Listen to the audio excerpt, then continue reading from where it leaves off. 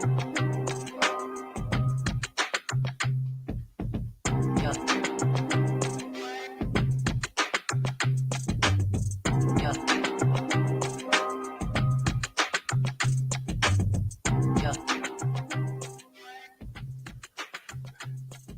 everybody, Bill Caskey. Today's Leaders Only. Leaders Only. If you're not a leader, get out of the room. You are not welcome here. Just kidding. This really could be for everybody, but I wanted to speak primarily to leaders today because we don't do that. And so every Friday at 8:30, I'm going to address leadership issues, primarily sales leadership issues. So if you're a leader of an operations department in some call center in Omaha, probably not going to be for you. If you're a leader of a country, probably not going to be for you, although I know we have a lot of those watching. It's more for VPs of sales, sales directors, regional directors, people like that. And that's what we're going to do on Fridays. So here's the deal. If you want to get a copy of the book, I thought I had it here. Let me just put it up here. Well, you can see it here. 12 Bold Moves. If you want to get a copy of that, the leadership edition, I'm only making it comp through the end of the month. So through the end of March, here we are in March. So if you want to get a copy of it, here's what you need to do. DM me either on my general LinkedIn page, or you can leave a comment here. Give me your email address and I will ship you a copy. I will email you a copy of it. Email you a link that you can get a copy. Okay. So 12 Bold Moves, how to reinvent your team and their results. It is a book primarily for sales people, sales professionals, B2B, but there's also a section in the leadership edition for you leaders. So I'm giving that away. I'm not giving the sales book away. If you want to buy those for your team, you can go to 12boldmoves.com, 12boldmoves.com, and get those for your team. I would highly recommend you doing that. That's not it. I'm giving that away. There we go, 12boldmoves.com. That's for the paid version. If you want the unpaid version, just put a DM and through the end of March. And once that's over, it's over. It's going to be still available for a paid, but it'll set you back an entire 1997. So you can either hire me for $75,000 for the year and have me come in and work with your team, or you can buy the book and get the same things without me there to guide you. Okay. So today we're going to talk about this idea of how do we embolden our team? And this all came about when I wrote the book. I just don't feel like our sales teams are bold enough. I don't think they're doing the things that they need to be doing in order to build the business. And I think sometimes we as leaders are at fault for that. And hopefully you don't take offense to this. I just want to be brutally honest with you. I see leaders who are trapped in the 1990s. They're trapped there because that's how they got to be successful. And so they're defaulting back to what worked for them. And they are giving their people the same strategies and tactics that don't work anymore. So if you're one of those people who is living in the past, you got to get out of the past and get into the present and the future. And that's what I want to do with these 12 Bold Moves books. So I've got a worksheet here. I can't figure out a way to get this worksheet into the LinkedIn live event page. If you know how to do that, leave a comment for me. But I want to give this to you. So if you want to DM me on that as well, if you want the worksheet, here's the way I want to work it. In the book, there are 12 bold moves. Things like get a sales process that's good for the client. The bold part of that is good for the client. Most of you have a sales process, probably not written down like it should be. It's probably not buttoned up like it should be. It's probably not visual like it should be. It's probably not something you talk about with the prospect like you should. But generally, we have an idea. But what's in it for them? What's in it for your prospect if they go through it? Nothing? They'll, oh, well, Bill, what's in it for them is if they buy and then they get all our value. Yeah, but you're not taking them through. Here's my supposition, and you leaders check me on this. I don't think you're taking people through the sales process because you know damn well there's nothing in it for them other than if they buy. Can't be that way. There's got to be something in it for them, whether it's an analysis of their situation. It could be that at the end you give them a booklet on some of the trends or an ebook or something on some of the trends that people face. It could be that.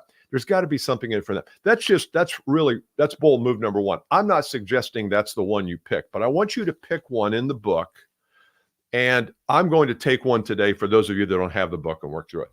But I want you to take one, and I want you to instruct your people how to use this for 30 days.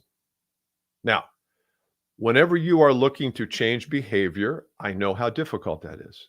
You go to your people, you want to change their prospecting behavior. You want to change their delivery of value of the message behavior. You want to change their behavior in meetings, in presentations. I had a manager call me the other day and said he sat through one of his people's PowerPoint presentations on Teams or Zoom. Doesn't matter. And he says, it was awful. This is his own person. It was awful.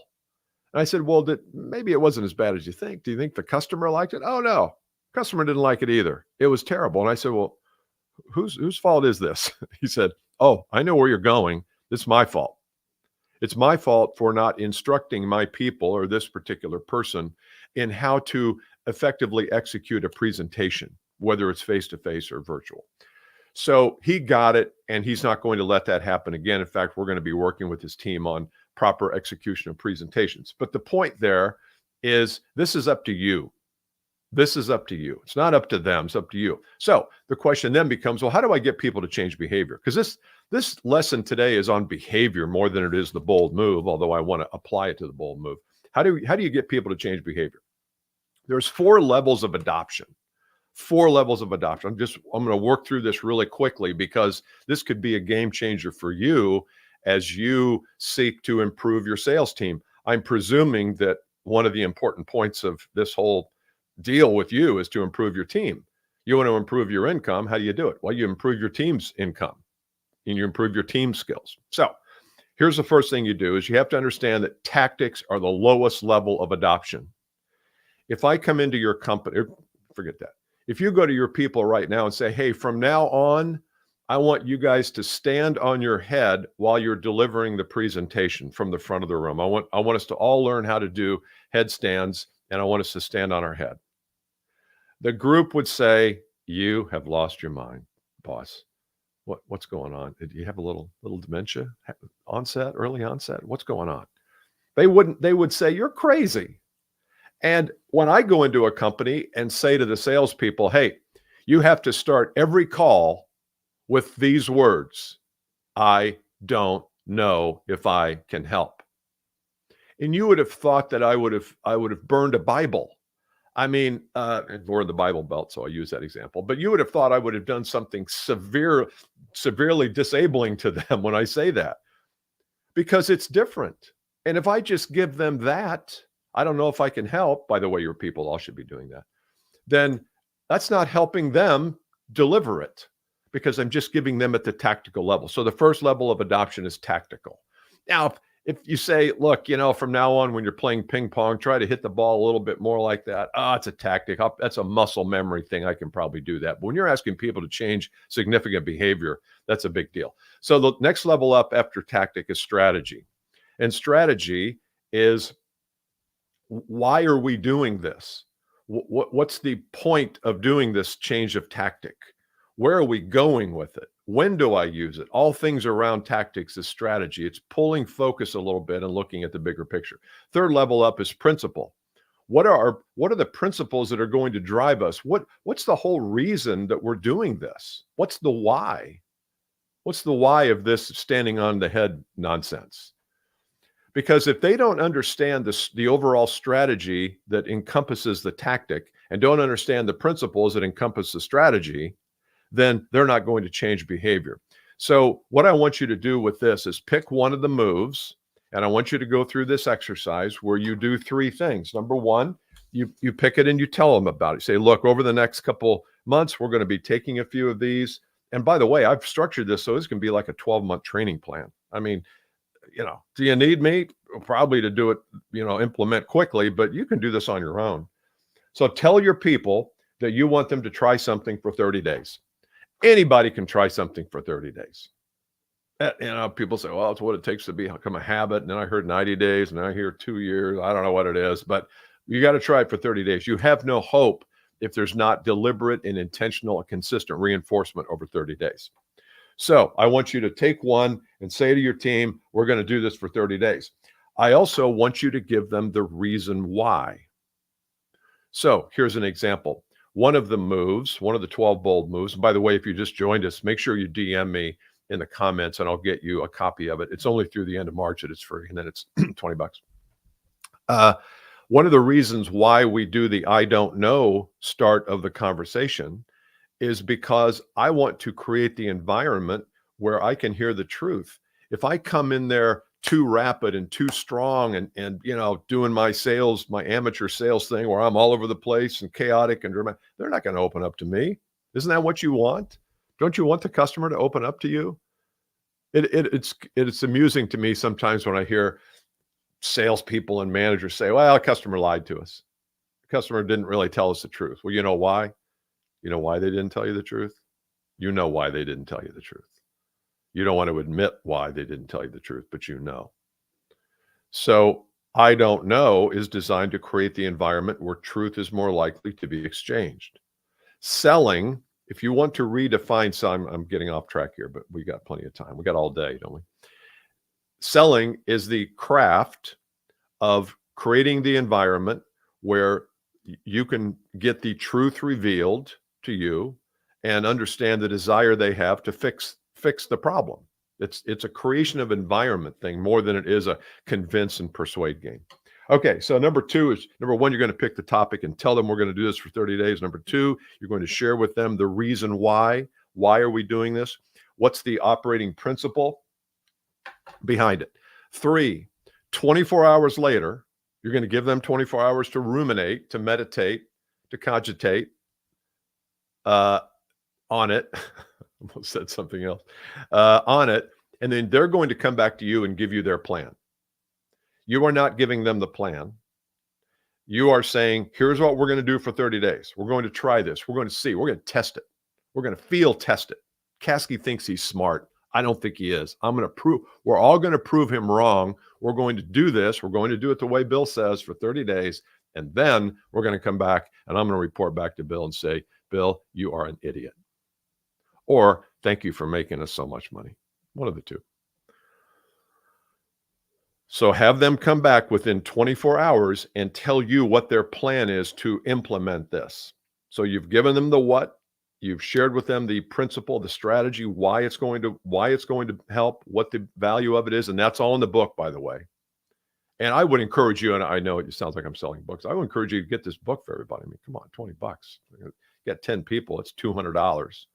Your people have $4 million quota. I think you can probably afford $200 for it, because this can be a full year training program, or at least a short-term training program. But you need to give them the book presumptively, because they're going to need to know a little bit more about it, where I tell them in the book how to do this. So that's what I want you to do. And then once they give you the plan, the 24-hour plan, then you follow them. You follow up with them every week or so until the end of the 30 days. And I want every one of them to provide a written overview of how it worked or how it didn't. That's the only way to get behavior change, because if they go through this process, here's what might happen. If you have 10 people on your team, let's say all 10 of them do this the way we've laid it out here. 4 of them will come back at the end of that 30 days and say, made a hell of a difference. Made quite a difference. Yes, I like it. I'm in. I'm going to do that from now on. And they are disciples forever. They understand it, and they're going to do it from now on. 6 of your people, they may have various stages of success. They're not going to do anything. They're not going to change, because they might have never ever done it in the first place. You don't know, because you're not with them. But they might have said, "Oh, this is too hard. This is out of my comfort zone." So, but 40% of your team adopting something is a magical number. That is massive. And I know it sounds like, well, wait a minute. Well, don't we want 80%? Yeah, but you're not going to get 80%, because everybody has fear of change. All of your people have fear of change. We all do.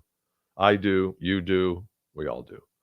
So when someone comes along like me telling you to do something different, you put up your resistance. So if I have 1,000 people watch this, only a couple hundred of you are going to make this move and try this, which is fine.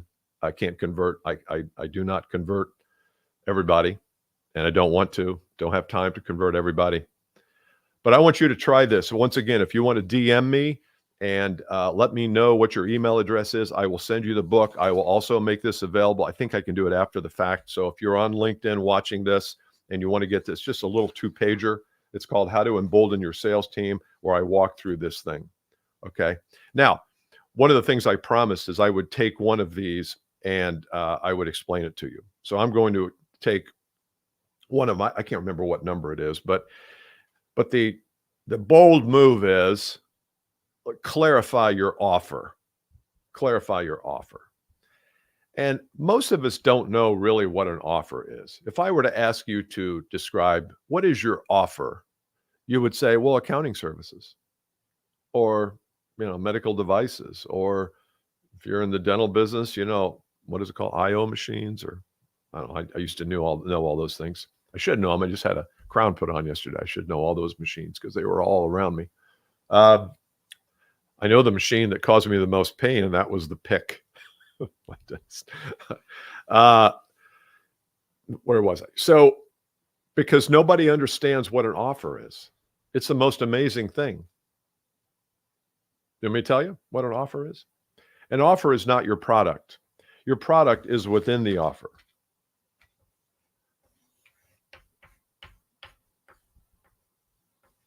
So if you look at it like this, in the middle of your offer is the product or the service, accounting services. Whatever you do, whatever you deliver a product, you deliver a service. The delivery is the product, but that's not your offer. Your offer includes things like, what problem does this solution solve? What's the pain? What's the problem that it solves? If you can't document that, and I know you'll say, oh, Bill, but everybody has a different problem. No, they really don't. Most people, if you've been in your business for, a year, you generally know what the problems are of why people come to you and want to give you a lot of money to fix those problems, fix said problem. So you know what those are. So number one is, what problem does it solve? I want you to document this. I want every one of these to be documentable. This is a great exercise for your sales team too. Start by saying, what's our offer? And you're going to get 17 different interpretations of it. None are going to be right. Number two, what's the payoff?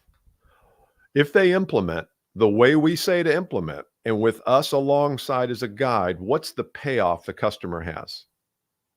What is you could call it economic payoff? How is their life going to be better? What's the transformation? That's another way to think about it, transformation. Once they go through it and they buy and they're happy and they pay you and everybody's happy and we're happy. And then what is their life like? Is there going to be any change in it? If you don't put that out there, there might not be any change in it.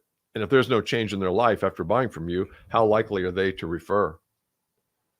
So you've got to proclaim the payoff. Proclaim the payoff. The next thing is, what's the process? What's the process that you will go through to get them this payoff? So you're okay. They say yes. Now what?